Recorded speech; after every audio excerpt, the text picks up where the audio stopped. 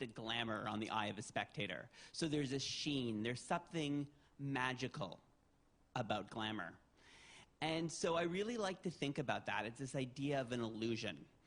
But when I think about glamour and what I research, what I teach, how I talk about it, I really reference a scholar named Madison Moore, and I like to think of glamour as more of fierceness. It's really owning your space in the world. It's an embodiment. It's this idea of using clothing, using self-presentation to challenge identity categories and to create new identity categories. So for that, glamour is really powerful. It's something that's a combination of attitude and dress, and you bring those together to own your space in this world. Jeanne, what about you? How do you think about glamour? And also, I would say, in your career, has your understanding of glamour changed over time? Well, certainly my understanding and my perception of glamour has changed a lot since I was a little kid. When I was a kid growing up in the 50s and bombarded with all the wonderful imagery, some of which is in this show, imagery of movie stars and of Hollywood, and glamour to me was always about the unattainable, the thing that we aspire to, the thing that had an air of mystique to it, and an air of haute luxury and haute style, something that really was an aspirational kind of thing, great mystery. But then as I grew older and actually found myself in the trenches of where a lot of the glamorous images were being made, I started to see glamour as something quite different. I started to see, the grit behind the glamour and just how much illusion really goes into it, and how it really is a kind of a trick that photographers or perhaps models or all those who are in the business of dishing it out to us, editors. It's really that whole kind of illusion that Ben talked about. Now, though, as I've really, been so, I was so entrenched in that world for a while. I couldn't see the forest for the trees, but now as I step back a bit, perhaps with age, I see that the ultimate in glamour is just an issue of control. And for me now, it is very much about the way we move through our lives. And it is about an individual's control and the kind of spin they choose to put on the world, or the kind of spin an editor or a photographer would choose to put on their subject matter. So but I really ultimately see glamour now as a kind of control and not as mysterious at all as it once was. Yeah, I have to say that from my perspective, coming up through photography, I initially understood glamour as the illusion. In other words, I was taken over by the illusion myself. I would be consumed by it. And as I started to understand all of the people who contribute to even a single photograph, let alone a fashion line, let alone a campaign, I started to realize that it's not just photographers. It is also all of the people that do the hair and makeup. It is obviously the people who make the clothes. It is also oftentimes the people that wear the clothes. And Stacey, is that how your understanding of glamour comes from your own experience as a model, or did you have an idea of glamour prior to being a model? Originally, my idea of glamour in the beginning was I would look at the past like glamorous icons such as Marilyn Monroe, and and for me those were the types of like glamorous people. I never thought of myself as being able to be glamorous. I always thought of myself as being very different and quirky, and not able to like translate glamour within my personal style, like my personal being.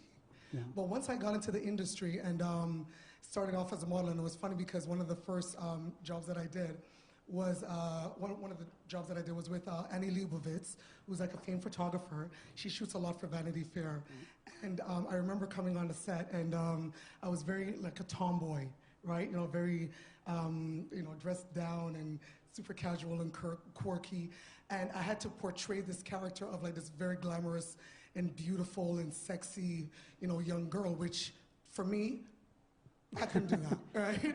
I thought I couldn't do that. And then I remember just being backstage, behind the scenes, getting my hair and makeup done, and I was slowly being transformed into this, glamorous, sexy goddess. And I remember looking in the mirror thinking, what? Is this possible? And then I became the character. I even started thinking, thinking and becoming the character. And, that's how I realized at that point, glamour can be rare. Being glamorous, it could be rare as well. And I'm a prime example of that, right? Like, people want to look at me and think that I'm not this glamorous type, but, it could be manipulated, and I could become that glamorous type. So that's how I see glamour. Yeah. Yes. I have to say that one of the most interesting things to me, even now, looking at the two of you sitting there, and in particular thinking about your role, Jeanne, over many, many years on fashion television, is just how much we now know about, as a public, as a general public, about the construction of glamour from looking behind the scenes, which I'm just realizing I wasn't able to do when I was younger.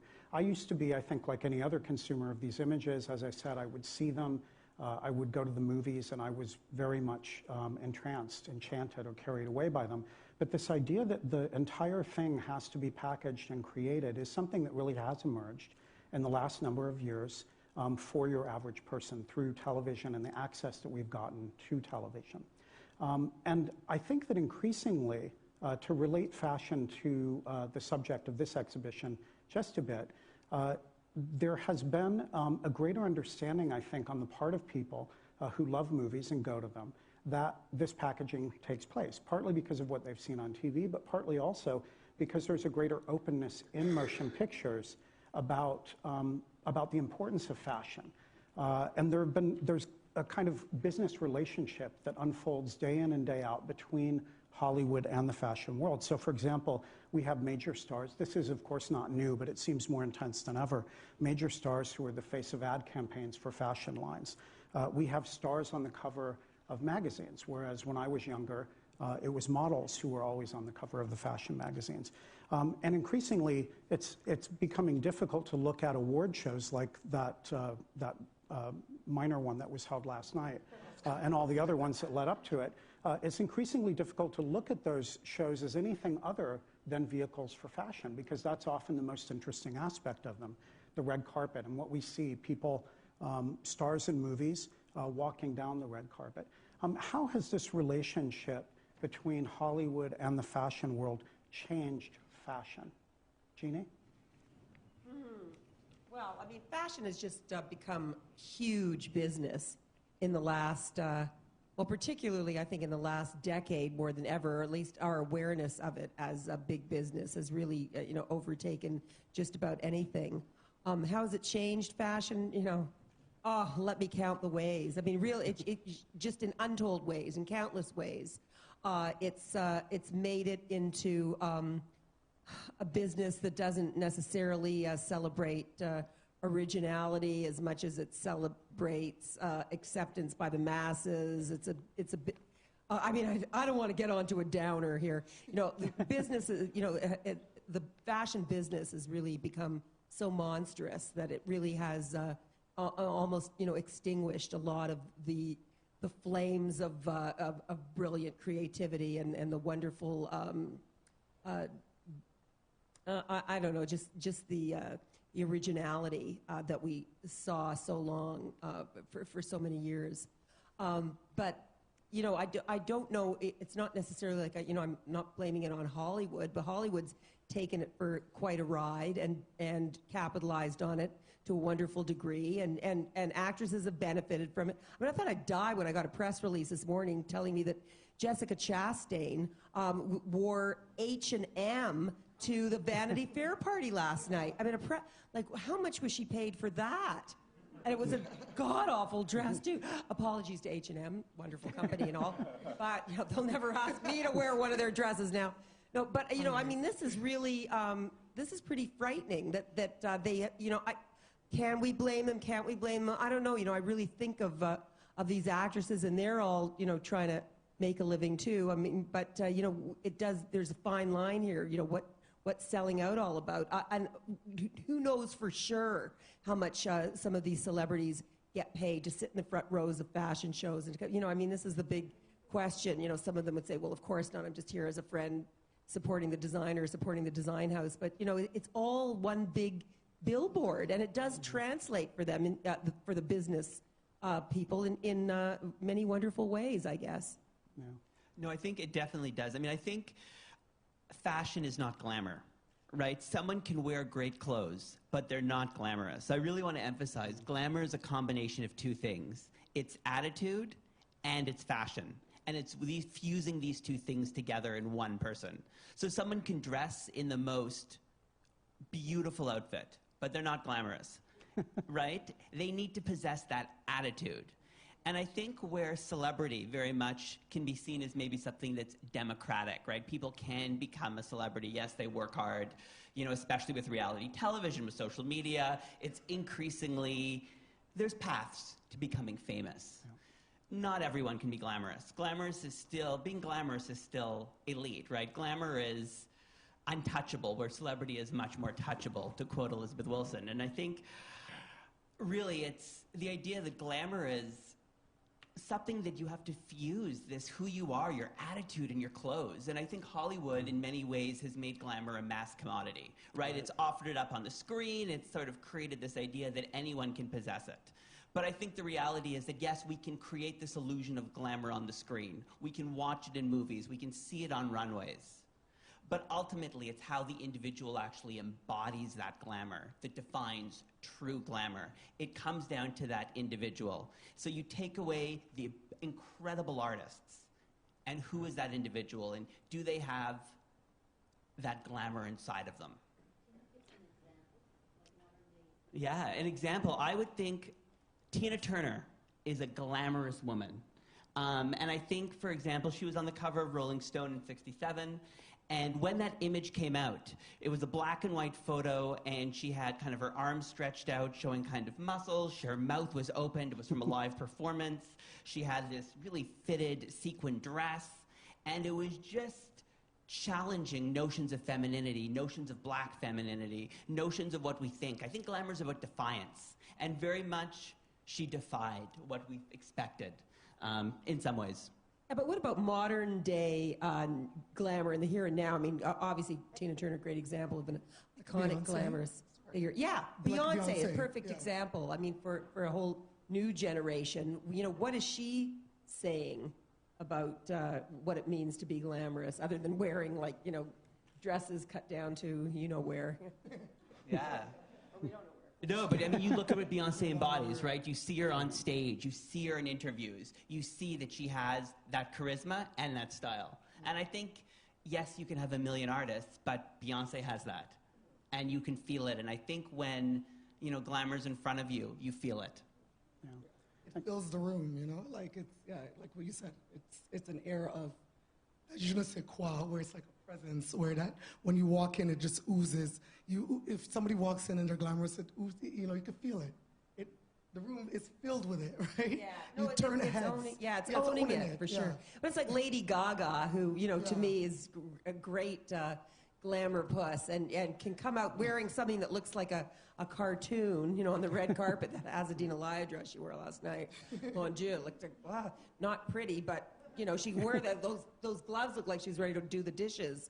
But for some reason, it looked glamorous. And then she comes out doing this ode to Julie Andrews from The Sound of Music. And that, so, you know, but yet because she owns it, you know, it's a total kind of self-control that I think really is the key. And I think that really cuts through. You know, by contrast, and not to pick on anybody, but I will pick on one person, as kind of an example of the opposite of what you were saying earlier, this mass commodification of glamour. You can wear the dress, but you're not necessarily embodying glamour. There are many actresses in Hollywood now who have become part of, and I can't blame them for doing it because it's a good way to sustain a career. They've become part of this business that basically takes the power and the reach of cinema and uses it to promote various fashion designs. Kate Hudson is a very good example of an actress whose career for a variety of reasons, and many of them not very good reasons, related to how women are not allowed to age in Hollywood. And she essentially has had to keep her career going largely by becoming a fashion model, but not in magazines per se. She also now has her own fashion line for athletic wear, and you will frequently see her posing on red carpets. And to me, it's been really difficult to look at these kinds of Google pages where you see 1,000 pictures of her and actually know what it is that I'm looking at or who I'm looking at. It's not really her fault. I want to emphasize that. It's just that it increasingly seems like people do think that glamour is something that you can put on and take off. And I really don't think that's true for the obvious reason that you've been saying. I also think that glamour increasingly is interesting to me when it takes a form that I do not expect. Tina Turner is a great example of that. I think she astonished people, not just at the beginning of her career, but all the way through her career. She absolutely flabbergasted people. They didn't even really know how to contend with her for a variety of reasons. She seemed to violate traditional norms about gender, about beauty, about strength, about femininity and masculinity. And I'm wondering to what extent most people's understanding of glamour is gendered, is very specific to traditional archetypes. Ben, can you speak to that? Absolutely. I mean, I think it's important to ask, what color is glamour? What age is glamour? Right. What size is glamour? What ability is glamour? Right? So often the way Hollywood has constructed glamour for us is definitely youthful, Caucasian, able-bodied, often, quite slim, right? Certainly a very strict ideal of beauty, and that's what's been constructed and perpetuated in the Hollywood images we see, and again in many of the fashion images that we have seen. And so when we think of what glamour is, that's often then what we think about, even though that is the furthest from the truth. But certainly that's the way it's been constructed in this very narrow, limited, and exclusive way. Yeah. Aging is something that you mentioned, which I'd like to pick up on. We've recently, in the last several weeks, there's been a kind of what I would call a paroxysm almost of interest in the idea of people who are aging, who are being viewed as glamorous. There have been, for example, ads for the fashion line Celine with Joan Didion, who I believe is in her 80s, wearing enormous sunglasses, and she's always been glamorous to me, so that was not too surprising or strange. Joni Mitchell, quite recently, has been in advertisements as well, and I think it's important to emphasize that this isn't really anything new. This may be a moment where people are writing about it. There's think pieces in the New York Times, and commentators are talking about it. They're struck by it. But many of our best models have had really lengthy careers. And Carmen Orifice. Exactly. Del Orifice. Yeah, Del Orifice. Yeah, Carmen is a great example. She's like 83 years old, like she's the oldest model. I think Carmen still models occasionally. Oh, no, she is. Yeah, she recently just did... But that's but she is an aberration. I mean, that's the thing. It's like how many great models have gone before her, and so the one manages to somehow hang in there, or be anointed by Banana Republic as their face for a few seasons, and all of a sudden she does have a career. Or even now, I mean, Naomi Campbell, who's still like actively walking runways. And knowing Naomi the way I do, I can't believe she's happy doing it. Sorry, just saying. I know she might be getting paid a lot for it. It's all good. She loves it. She has a passion for it. It's all good. Yeah, but I don't know. I can't. Really, I know Jeanne, some of these amazing. girls. She is amazing. She's freaking gorgeous. But I know what it's like to be backstage in a sea of 18-year-olds when you're the 40-year-old or something, whatever old she is now. And what that feels like. And, I guess you feel a little bit maybe like the prima donna, but there's something, it becomes a job, a real job. I mean, I don't think Naomi is walking runways out of passion anymore. But again, maybe I'm just speculating. I mean, I'm older right now. Like, for me, I could really speak on my personal experience. I've been in the business almost 20 years now. And for me, it's still a passion. And even when I'm backstage with those, 12-year-olds, 14-year-olds, 16-year-olds, I'm still like, whatever, I look fine. I'm going to kill it when I get on the runway. I'm not watching any of those other kids. I'm watching me. So, but yeah, I understand what you're saying, though. You know, sometimes, once in a while, it does kind of kick you like, whoa. Yeah. Okay, I'm I've really doing this, interviewed a but, lot of them backstage, a lot that were still, you know, stepping out for like a, you know, from a Kristen McMenemy who's, you know, they sort of, remember when Victor and Rolf brought her back for a season, or sometimes it's just a model that's really, you know, a seasoned model that's a wonderful, iconic model, and, you know, she comes back to just, you know, do a show because she's been wooed by a house, but it's never, you know, I mean, you know that they're doing it because they're getting paid a lot of money for it. Yeah, they're not going to do it just because, oh yeah, I really can't wait to get back on that runway again. I don't know the ones that I've spoken to. But I think these women, and I think they're glamorous, because glamour, right, is something that I don't think a 14-year-old can embody. You need a little bit of life experience. You need to go through some things to really be able to put that on. And what I love, No, but that's interesting that you said, because you know, I flashed back the minute you said, I don't know if a 14-year-old can body it. I'm not saying that she was or wasn't, but what about Brooke Shields? When they put her out there in that Calvin Klein ad, you remember all those years ago? What about that? Was that glamorous? Was that glamorous, or is that like the image we have, you know, your feature image for this show? Was it constructed, or was it her? I don't know. It's a good question, but you know, the people who work in the fashion industry, the designers, the makeup artists, the hairstylists, the photographers, the photoshoppers, they're so talented.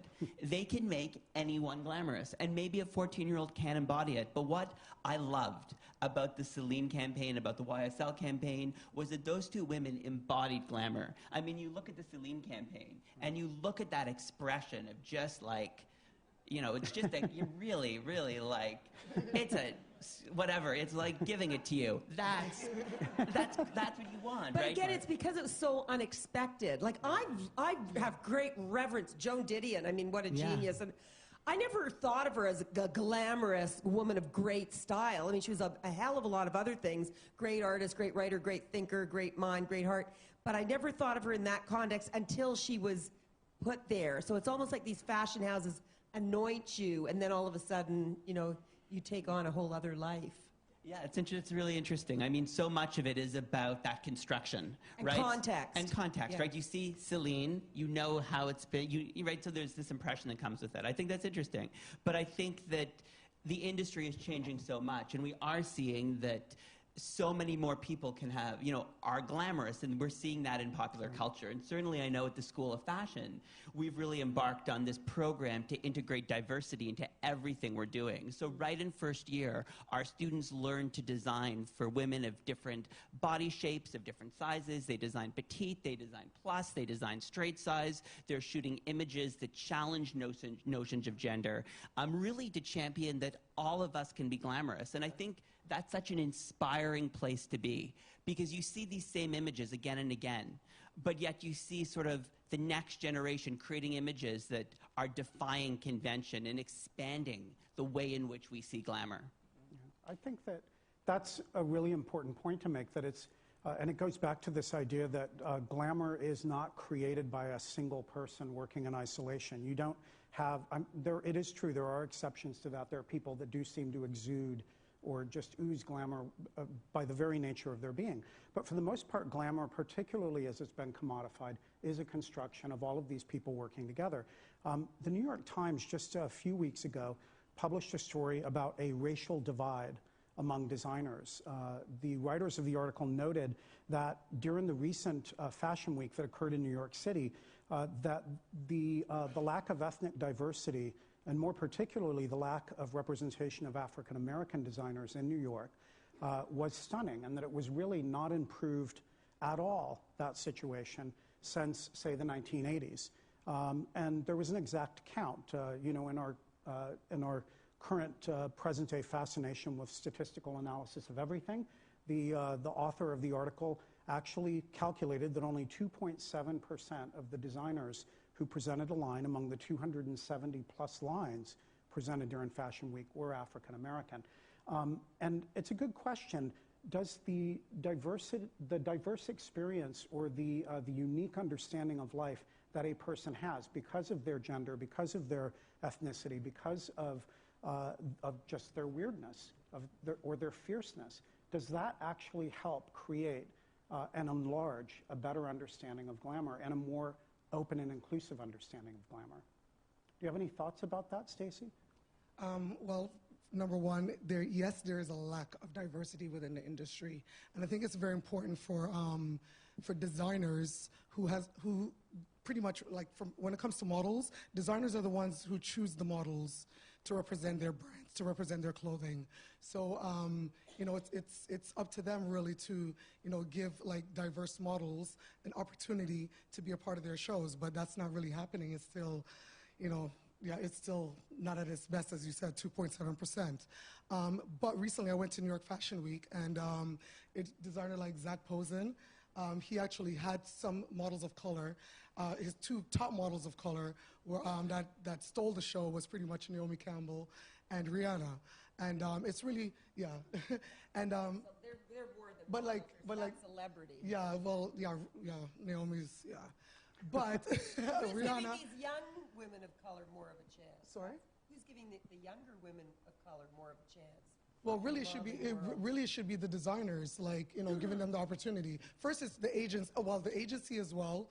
Agency should be like signing more models of colors to their agency, because this is the experience that I've had, and it continues to happen to this day.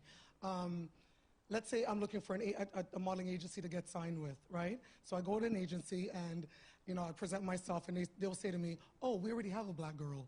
Oh, we already have an Asian girl. Yeah. Oh, we already have," you know, but they're not going to say, "Oh, we already have 50 million blondes." Yeah. You know what I'm saying, right? We have like 20 million brunettes, you know, but yeah, it's very, so it starts from there in a way, yes. And then from that, like, you know, they have to send us out to see the designers and, you know, potential clients to potentially get work. But it's also up to those clients, potential clients, to like give us those opportunities to like get work, right? I do notice a vast change when it comes to Asian models.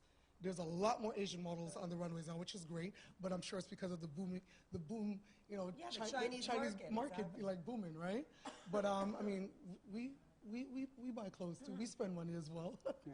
You know, so, you know, it's really up to, you know, the designers to, like, you know, give us that opportunity, or give models of color the opportunity to like be seen as well, because My sense is that a lot of the potential for a diversified understanding of what glamour is comes from what we see generationally. In other words, if you're a young person and you see models of color, or if you see fashion designers who don't look like the same parade of white faces that you see, then you might have a sense that that world will include you.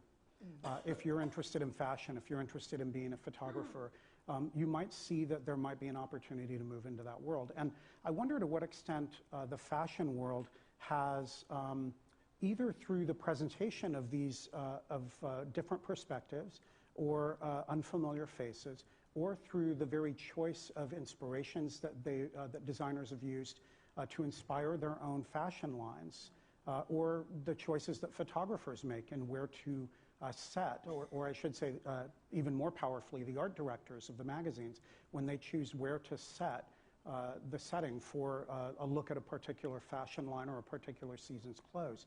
Do any of those decisions that they make help to open up our understanding of glamour?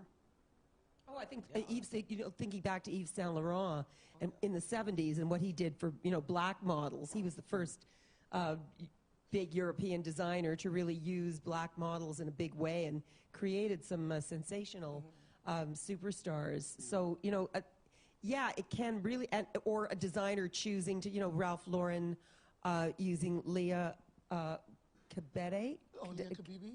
Kabede, how do you pronounce her name? You know what I'm talking about? Well, she's gorgeous, you know, for a big campaign a few years back. But, you know, that's always going to, you know, but again, it's someone like anointing someone that and putting them in that context, putting them on that pedestal and saying, look, you know, I hate to say it, and I don't think it's changed that much, but years ago, I mean, I interviewed Liz Tilberis, the great Liz Tilberis, when she was still, you know, the editor of Harper's Bazaar, and questioned her on that very thing. Why aren't there more black models on the covers of magazines? And she was like, they just don't sell as much.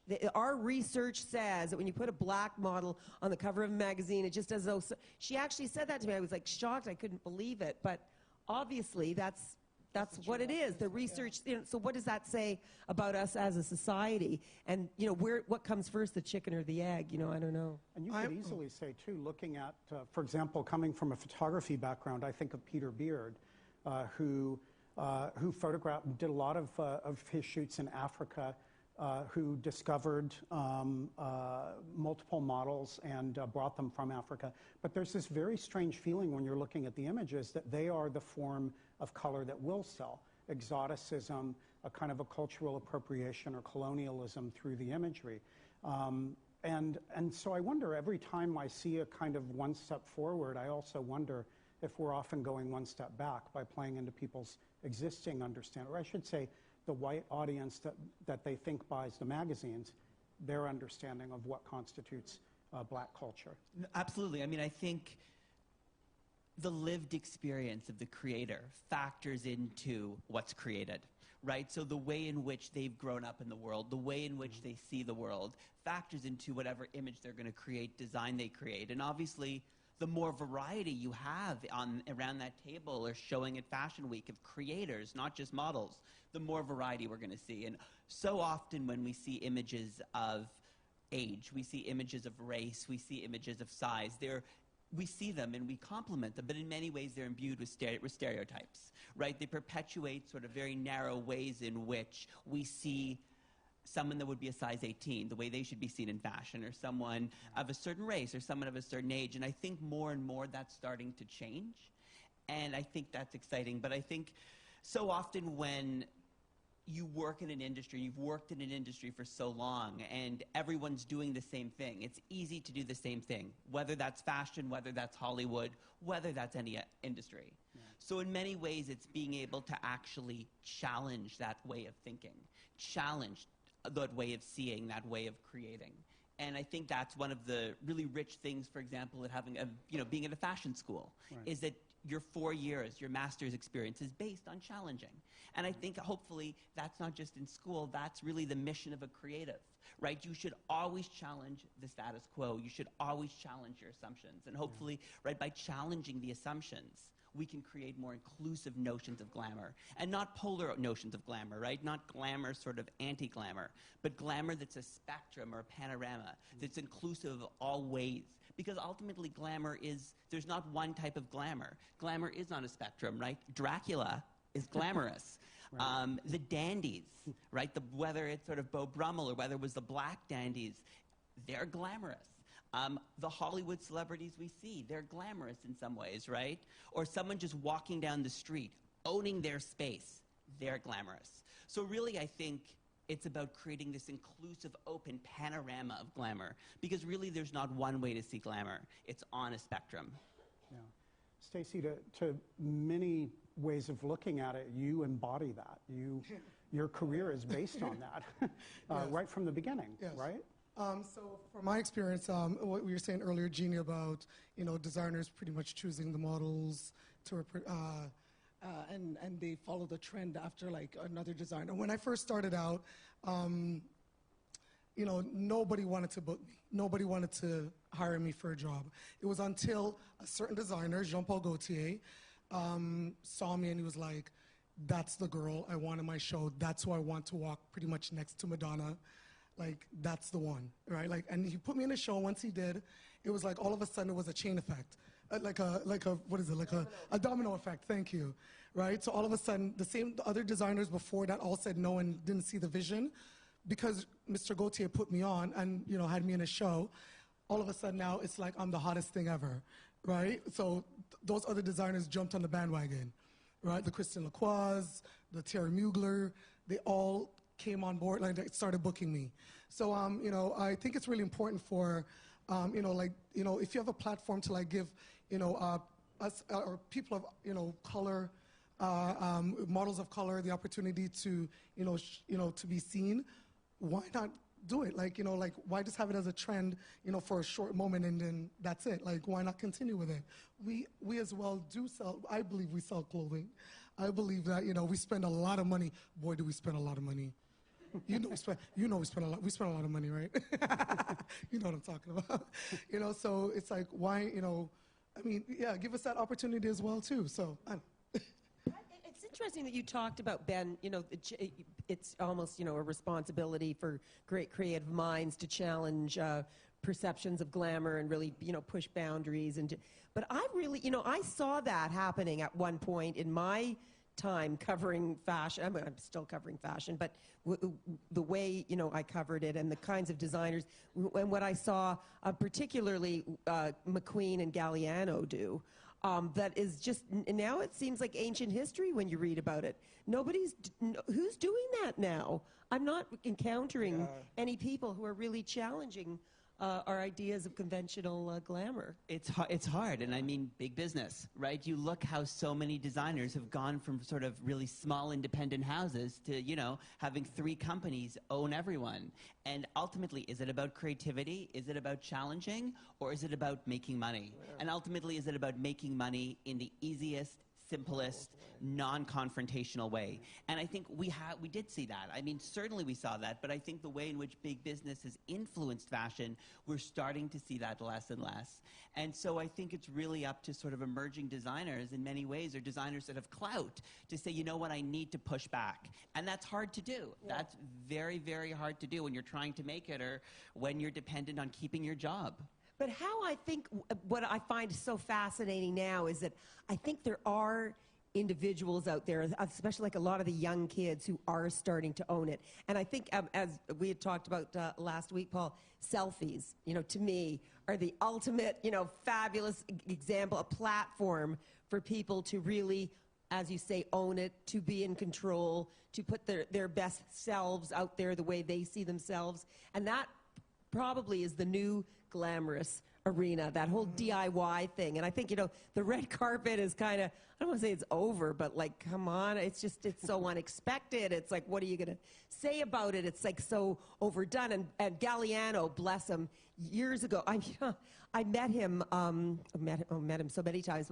But one show that he did was this freaky show that he did for his own collection. He was designing at Dior at the time, but he was also presenting his own collections. And he did kind of this freak show. A show. It was very much felt like a circus, where he had like little people and giants and, I don't know, bearded ladies and fat ladies, like the freakiest people that you ever saw. I think he may have, I don't know if he had any Siamese twins, but something, you catch my drift. And I was like sitting there like, wow, he was challenging our ideas of beauty, or conventional glamour and conventional beauty. And backstage for the interview, he went on and on about, and the red carpet's over, bring back Cher. Okay, he maybe had a little too much to drink or snort or whatever he was doing at the time. But he was like going on, and I'm like thinking, oh, wow, I'm getting great stuff on tape here. This is fabulous. And, I got back to my hotel room that night, and I got an emergency call from the head of the House of Dior PR going like, you can't use that interview that you just did with John.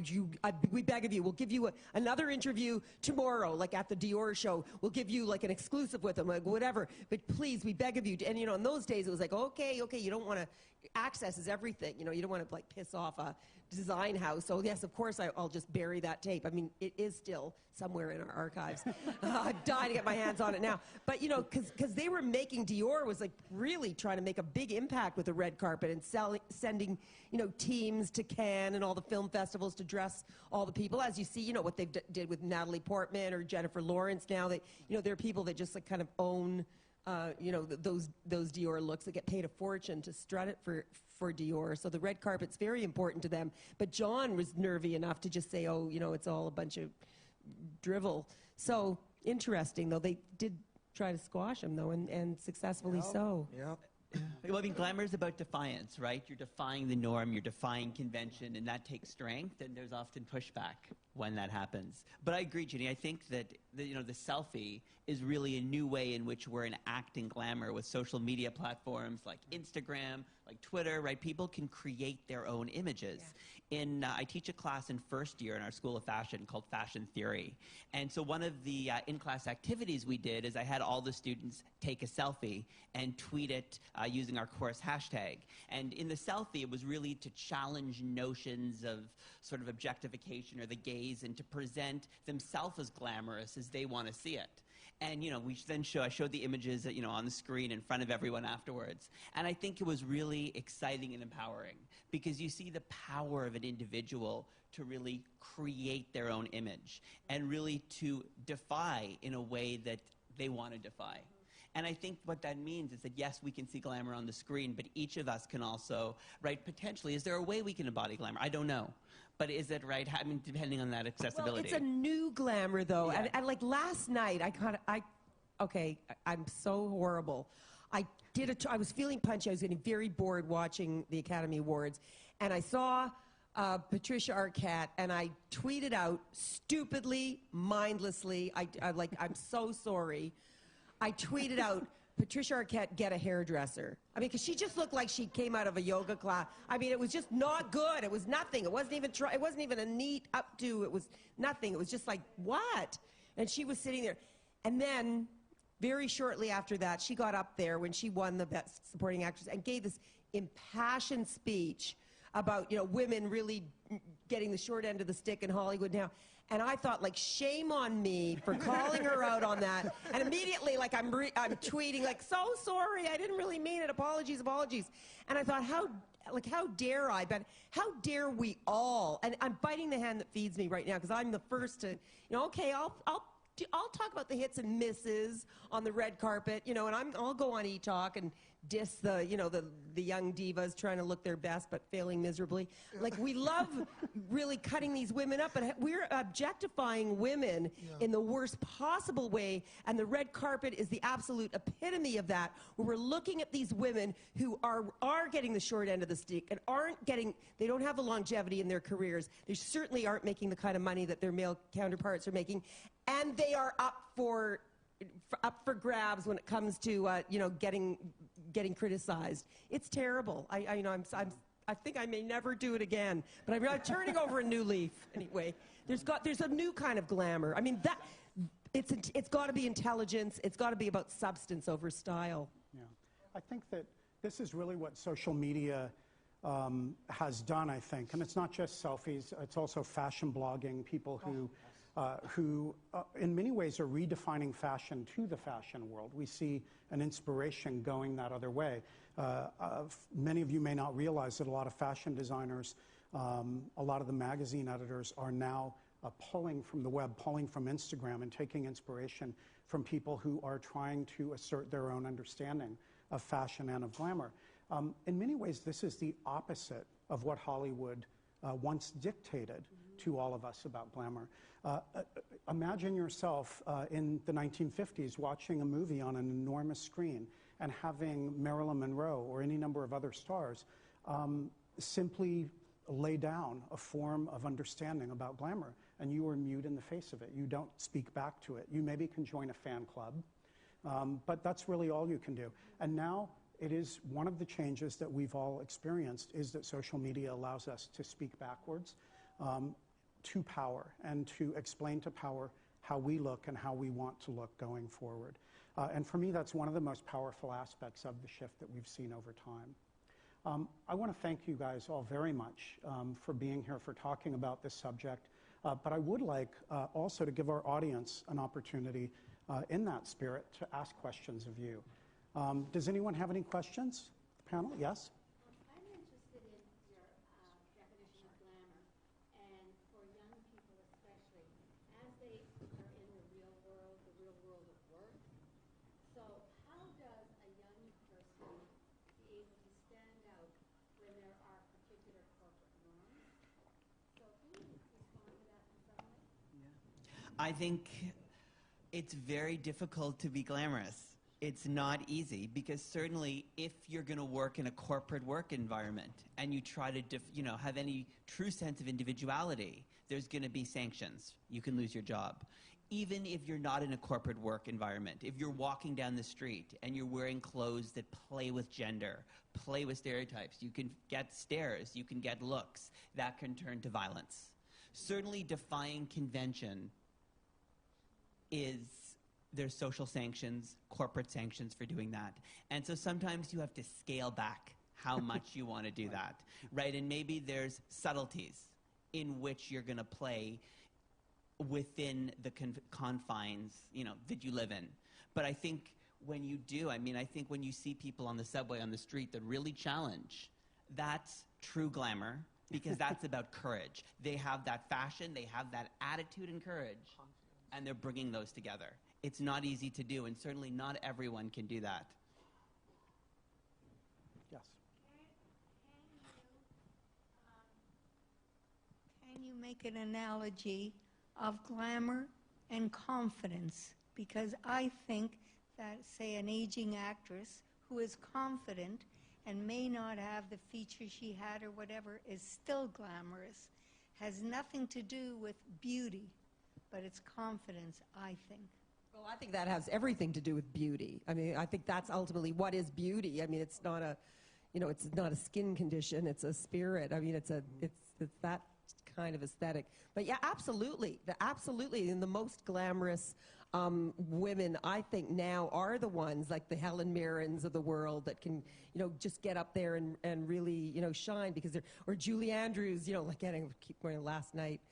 Or any of these gals that have been around for, even a Jane Fonda, who just, what a knockout. Yeah, I think, it's an aspirational thing. And I think for the first time, and you may beg to differ on this, because it is interesting to see this whole issue of ageism. And, what I know, I've certainly seen it, we all have, in many horrible ways. But I think finally or at least there's this creeping into the picture now, is a real kind of reverence for the generation that went before, for these people that have a kind of a real breadth of life experience. No, I think there absolutely is, and I think it's really this recognition that it's not just it's not just the clothes. It's who you are. It's how you've lived. It's where you've lived. It's what you experienced, and that's embodied through the clothes you wear. So when you move, when you choose what to wear, how you style it, that's all about who you are, and you present it with a sense of confidence. You wear the clothes. But confidence in and of itself is not glamour. To go back to glamour, it is fusing fashion and confidence, charisma, attitude. It's bringing these two together, and it's a rare thing to do, but when it happens, you feel it. June. Something you haven't mentioned, and I wonder if they're one and the same thing, is sexiness. I mean, you had a picture up there of Sophia Loren. To me, she's the most glamorous, sexy woman I've ever seen. Do the two of them come together, glamour and sexy, or not? And you mentioned, what's her name at the beginning? Now, she's certainly sexy. Marilyn Monroe? No, she's sexy. I don't know that where. No, Tina Turner. Now, that's sexy. I don't know that it's glamorous. Also, then if you're going to talk about that sexy and sensuality and as a form of glamour, that has nothing to do with clothes either. Like or fashion. Like if you keep saying it's a combination of the two, well, what about glamour without fashion at all? Can you have glamour without fashion? Well, yeah, come on. Totally. Yes. I don't know. I think you need fashion. Yes, I think I did. Absolutely. I think you need You the don't attitude. think like a totally gorgeous naked male or female, or on the bed wearing absolutely nothing can be incredibly glamorous in terms of attitude, the kind of attitude that whether or not they're wearing a stitch of clothing. I think it's very sexy. Yeah, that's more sexy I for don't me. know if it's glamour. I mean, for everyone, Ooh. right? I mean, I think fashion is part of it. I think fashion. I mean, maybe there's pearls around the neck. Maybe there's certain underwear on. Or some maybe makeup there's around certain the like face. hair and maybe there's dress. Maybe it's accessories. Maybe there's but a purely naked person without No, fashion. not sexy. Sexy, not glamorous. I think it's one and the same. I think glamour. I think sex can be very glamorous, with or without stuff. We have time for 2 more questions. There's such a proliferation of tattoos, and I'm sort of wondering whether that's glamorous, whether it's show, a show and tell kind of thing. Surely, as June was saying, you put on that beautiful necklace that Sophia Loren had on.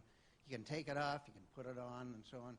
It's so permanent, the tattoos, and I wonder what the reason for it is. As the mother of 2 daughters that have tattoos, I've learned to love them because they're not going away. Yeah, I mean, again, it's certainly about, when we talk about glamour being owning something, being confident, a kind of attitude. I mean, tattoos fit with that, don't they? I mean, you know, so on that level, I've seen tattoos that have looked glamorous, and I've seen some that have looked hideous. But, you know, I mean, maybe it's up to the image. I'm still thinking about sex and glamour. I don't know. I'm like, can sex be glamorous? I don't know. Go to my house, Gee, baby. you know, I thought about who It's a came whole to my new way of thinking. Stacey, sorry. did No, you? Jeannie, one of the models that came to my mind in regards to tattoos, who's a Canadian, Ev Savine. Yeah. Right? She is this, like, well, she's considered an androgynous model, but I've seen Ev, she's bald-headed, and she has a big dragon tattooed on her on the side of her head. Yes, I know. It sounds painful, right? Yeah. But that girl, you put on a couture gown on her, and she struts down that runway, and it's like she could just ooze glamour and sex at the same time, you know, easily. You know, even although she has this big, like, you know, the bald head and the dragon tattoo, she could be so, like, you know, intense with that look, but she could actually make it look glamorous. So it depends on the person. Like, it does go back to, yes, confidence. I do believe it's really on the person and them they're very confident within themselves, and they, like, feel beautiful, and, you know, they just feel like they become that that glamorous person. Like, I do feel that. So, yeah, she's a prime example for me. Yeah. All right, one last question, Yes, right here. Well, I think we've all discussed that glamour has nothing to do with age. I had a dear friend who passed away a few years ago. A lot of the people here knew her. She was always glamorous, even in death. And she and I used to go for walks along the Rosedale Valley Road, and I'd phone her, and I'd say, "Would you like to go for a walk?" No matter what she put on, no makeup or just some sneakers, and she looked glamorous. And I could never, I mean, I loved her dearly. She was also very fashionable. I mean, she dressed beautifully when she went out. It could be 30 years old, and she looked fantastic. But my husband and I used to say, she's unbelievable. Doesn't matter what she is on. And as I say, even dying, she was glamorous. It was the way she moved through the world, I guess, and I think that's really You all know her. what it's about. The way someone moves through the world and the way they own it, and the attitude and the confidence An and attitude. the belief in themselves. Yeah, the belief in themselves. Yeah. All right, well, on that note, I'm going to bring this evening to an end. I want to thank our guests. You guys were wonderful. Thank you so much.